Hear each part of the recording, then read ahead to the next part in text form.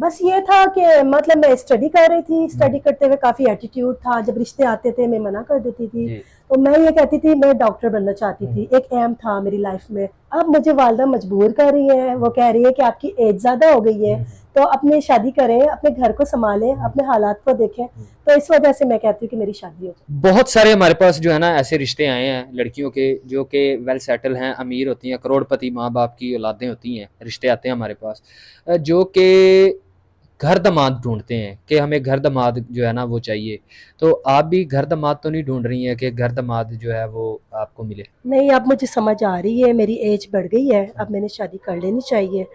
और जैसे मतलब कोई अच्छा रिश्ता मिला तो मैंने कर लेनी। अच्छा, जिससे आपकी शादी होगी, अपने उस शौहर जो आपके ये जो फ्लैट हैं, आपके जो दो घर हैं, इनमें से कोई फ्लैट या कोई घर आप अपने शौहर के नाम भी करेंगी?